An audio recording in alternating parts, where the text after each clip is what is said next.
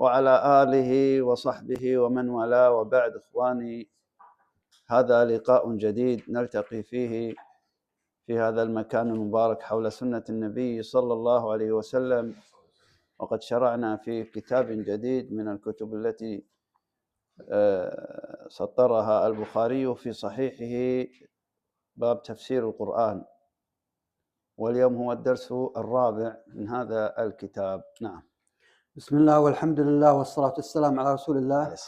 قال البخاري رحمه الله استكمالا لما جاء من كتاب التفسير، سورة البقرة، وقوله رحمه الله: باب قول الله تعالى: وعلم آدم الأسماء كلها. نعم، سنقتصر اليوم على هذه الجملة وهذه الترجمة، ثم إن شاء الله في الأسبوع القادم سنذكر سنعلق على ما ذكر، وهو الحديث الذي سيأتي بعد هذه الترجمة إن شاء الله تعالى.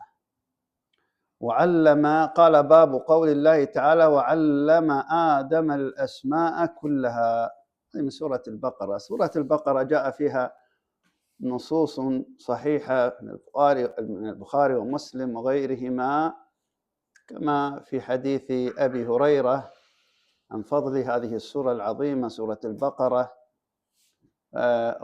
قال رسول الله صلى الله عليه وسلم: لا تجعلوا بيوتكم قبورا، فإن البيت الذي يقرأ فيه سورة البقرة لا يدخله الشيطان. أخرجه الإمام مسلم في صحيحه. هناك نصوص كثيرة في هذا الباب، ففضل هذه السورة عظيم، وإنسان يعني يحرص على قراءة هذه السورة، وكذلك سورة آل عمران وغيرهما، ولكن لهاتين السورتين فضل عظيم، فمن أراد أن يطلع على ما ورد في ذلك فيجده في كتب التفسير.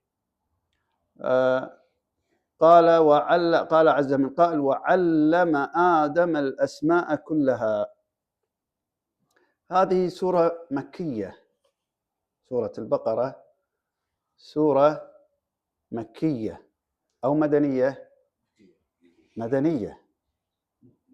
أبو عمر حط بالك، أنا عندي دواعيس ترى، انتبه، مدنية.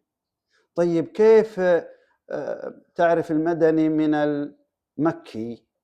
في أكثر من قول، لكن الصحيح إن شاء الله أن الاعتبار زمني وليس مكاني. ما كان قبل الهجرة فهو مكي، وما كان بعد الهجرة فهو مدني، وإن كان المكان، يعني بعض الآيات نزلت في المدينة بعد الهجرة، يعني في مكة بعد الهجرة، إيش تعتبر؟ مدنية على هذا القول. واضح؟ هذا إن شاء الله هو الأقرب إلى الصحة، أن المدني بعد الهجرة، المكي قبل الهجرة. هذا إن شاء الله الأصح. آدم هو أبو البشر عليه الصلاة والسلام. قال أهل العلم: سمي آدم لما فيه من الأدمة، اللون السواد المشرب بحمرة، يسمى آدم فيه سواد على شيء من الحمرة، هذا قول للونه. أيضا قالوا أن الطين، قبضة الطين التي خلقه الله منها من جميع الأرض، ولذلك كان من أبنائه الأبيض، وكان من أبنائه الأسود، وكان من أبنائه الأصفر، وكان من أبنائه الأحمر، وهكذا. وهنا الله سبحانه وتعالى يخبر عن تعليمه لآدم، وهو أبو البشر، الأسماء كلها. علم آدم الأسماء كلها مما يحتاجه في وقته، وعرض هذه المسميات التي هذه أسماؤها على الملائكة. عرض، أنت انتبه حتى تفهم هذه الآية بوحيد، في اسم وفي مسمى، تعرف الفرق بينهما؟ اسم ومسمى. هذا اللي قدامنا، الشخص اللي قاعد قدامي هذا أعرفه أنا، بدمه وشحمه وكذا. إيش اسمه؟ عبد الكريم، اسمه عبد الكريم، وهذا هو المسمى بالمواصفات يعني. هذا هو المسمى، سمي عبد الكريم. هذا شيء ما هو قالوا إناء قنينة فيها إيش؟ ماء، هذا الاسم، لكن هذا المسمى. حيوان بقرة، هذا المسمى، سموه بقرة، فمسمى واسم. فالله سبحانه وتعالى علم آدم الأسماء والمسميات، ما هو بس أعطاه أسماء وما يعرف شنو الاسم هذا، ما على إيش واقع، لا، يعرف آدم، يعرف الاسم والمسمى. الله عرض المسميات هذه مسميات على الملائكة، قال أنبئوني إيش أسماء هذه، ما عرفوا. علم آدم الأسماء كلها. هذا لما كان قول الملائكة عليهم السلام لله عز وجل: أتجعل فيها من يفسد فيها ويسفك الدماء ونحن نسبح بحمدك ونقدس لك. يعني كأنهم يعني أشاروا إلى فضلهم، ما يظنون أنهم أفضل من هذا الذي خلقه الله سبحانه وتعالى. لسابق علم عندهم. إيش أبو أحمد؟ ها إيش؟ في خلق كانوا يفسدون في الأرض. أيوة، من هم؟ الجن. قال أهل العلم كان تقتيل ودماء وسفك دماء، فعند الملائكة عندهم علم، فقال تخلق فيها من يعني يفعل هذا الأمر الذي رأيناه ممن سبقه. فأراد الله أن يعلمهم أنه أعلم منهم، وأن الله سبحانه وتعالى هو العليم في هذا ويعرف مآلات الأمور وماذا يريد الله سبحانه وتعالى. أتجعل فيها من يفسد فيها ويسفك الدماء ونحن نسبح بحمدك ونقدس. هل هذا اعتراض من الملائكة؟ لا طبعا، الملائكة جبلوا على إيش يا أبو عمر؟ على الطاعة، جبلوا على الطاعة. إنما هذا سؤال استفساري، يحبهم استفساري فقط، إنما ليس بالاعتراض كما قد يظن البعض. فهم يشيرون بذلك أنهم أفضل يعني من هذا الذي قد يكون منه قتل، مثل ما رأينا من كذا وكذا وكذا. فأراد الله تعالى أن يبين لهم من فضل آدم ما يعرفون به فضله وكمال حكمة الله عز وجل من خلقه. لذلك علم آدم الأسماء كلها. يقول بعض التابعين عن ابن عباس أنه قال: علمه القصعة والقصيعة والفسوة والفسية، حتى هذه الأمور علمها الله سبحانه وتعالى لآدم. فالكبير المكبر والمصغر يعرف بتعليم الله له هذا كذا، وهذه مصغر منها، وهذا الاسم، وهذا كذا، علمه طبعا مما يحتاجه في وقته ومعروف في وقته، ولكي يعلمه لأبنائه بعد ذلك، بعد ذلك. فالصحيح أن الله سبحانه وتعالى علم آدم الأسماء كلها، ما علم الأجناس. انتبه، لأن قد يأتيك واحد يقول علمه أجناس الشيء. شو الفرق بين الجنس والنوع؟ الجنس حيوان، بعدين أنواع إيش؟ أسد، بقر، جنس. فالله لم يعلم آدم فقط الأجناس، حيوان، شجر، لا، شجرة كذا وشجرة كذا وشجرة كذا. هذه الأنواع التي دائما الجنس وتحت الأنواع، النوع تحت الأجناس، تحت الجنس أنواعه. فآدم علمه الله كل شيء مما يحتاجه، علمه المسمى وعلمه الاسم الذي يطلق على هذا المسمى. يقول الصحيح أنه عز وجل علمه أسماء جميع الأشياء، جليلها وحقيرها. هذا قول ابن عباس وعكرمة وقتادة ومجاهد وابن جبير، وهؤلاء أساطين أهل التفسير، أساطينهم. بدليل أن الآية فيها إيش؟ وكلها، صح؟ كل شيء علمه. قال ابن كثير: الصحيح أنه علمه الأشياء كلها، ذواتها وصفاتها وأفعالها.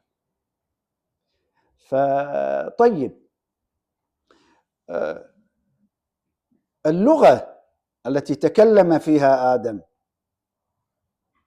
توقيفية ولا مكتسبة؟ عارفين معنى سؤالي؟ ايش التوقيفي وايش المكتسب؟ يعني لما آدم خلق عنده كانت اللغة بالبديهة والخلقة، ولا يكتسبها بمرور الوقت وتعلمها بالتجارب؟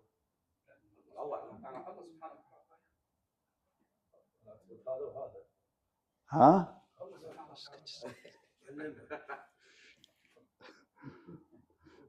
وحيد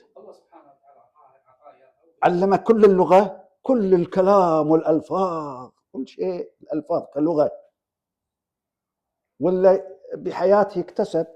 رأى شجرة فعرفها، رأى كذا، أبناءه البشر عموما. إذا في السابق ما كان يعرف هالأشياء وبعدين عرفها.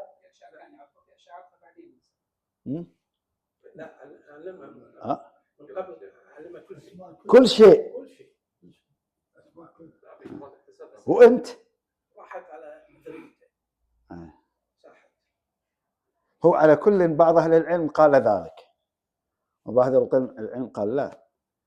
اللغة، احنا نتكلم لكم عن اللغة الآن، خل آدم الآن، أنت وأنا والبشر، يعني يتعلم اللغة، يعرف اللغة كلها توقيفية ولا تجريبية؟ مكتسبة تجريبية. يعني بالحياة أنت تعرف الحين، أنت الكمبيوتر لما انولدت تعرفه، ولما شفته تعرف اسمه، لكن حطيت له اسم، ها صح؟ هذا التجريبي مو توقيفي. التوقيفي كل شيء معروف وموجود اسمه، وهذا توقيفي. فلذلك قالوا الصواب أن هناك أشياء توقيفية وأن هناك أشياء تكتسب بالتجربة. لما خلق الله سبحانه وتعالى آدم قال: اذهب إلى هؤلاء ملائكة، فقال: السلام عليكم ورحمة الله وبركاته. هذا توقيفي، هذا موجود مع آدم. لكن بالحياة أنت يعني ترد عليك أمور جديدة فتطلق عليها أسماء. اللغة مالتك تتحرك بحسب التجارب، ألفاظ تموت وألفاظ تظهر، صح؟ لذلك الصواب أن أصل النطق يعني يلهم الإنسان فيه بأشياء يعرفها بالأصل، لكن يكتسب أشياء بحياته، نعم يكتسب. ولذلك بدليل أنك تجد إنسان عنده مفردات كثيرة وإنسان عنده مفردات إيش؟ قليلة. الإنسان اللي في بيته ولا يخرج مثل الإنسان اللي عافس وسافر وراح وتعلم، لا، هذا اكتسب. إذن هناك جزء من اللغة مكتسب وجزء من اللغة لدني، يعني توقيفي معروف. هذا هو الصواب إن شاء الله. ولذلك يقول الشيخ ابن عثيمين رحمه الله تعالى: الصواب أن اللغات مبدأها توقيفي، مبدأها عندك بالبداية، عندك لهجتك ولغتك معروفة، اللغة العربية، اللغة الإنجليزية معروف توقيفي، لكن كثير منها كسبي، كلام الشيخ ابن عثيمين رحمه الله، تجريبي يعرفه الناس من مجريات الأحداث. وذلك تسمع مجامع اللغات، مجمع اللغة يجتمعون على مخترع جديد، شو نسميه باللغة العربية؟ بنحط له اسم. مثل لما قالوا بيسمون السندويتش، قالوا ابو احمد لما ابو خالد بغوا يسمون السندويتش، ها، الشاطر والمشطور وايش والكامخ بينهما او شيء. ما لا تعلمون، ما لا تعلمون، اذا علمتموه ستحتاجون الى تسميته ولا لا؟ يعني هذا صحيح. يستفاد يا أخوة، يستفاد مما سبق فضل آدم عليه الصلاة والسلام، حيث علمه سبحانه وتعالى أسماء كل شيء يحتاج إليه. فهذا معنى وعلم آدم الأسماء كلها. أظن الآن يعني علمنا هذه الآية، وإن شاء الله الأسبوع القادم سنأخذ حديثا طويلا لن ننهي في درس لكن في أكثر من درس، وهو حديث أنس عن النبي صلى الله عليه وسلم قال: يجتمع المؤمنون يوم القيامة فيقولون لو استشفعنا إلى ربنا فيأتون آدم، إلى آخر الحديث. حديث عظيم فيه مشهد ومشاهد من يوم القيامة، ونعلم لماذا أتى به البخاري في هذا الباب إن شاء الله تعالى. هذا ما تيسر، وصلى الله على محمد وعلى آله وصحبه وسلم. جزاكم الله.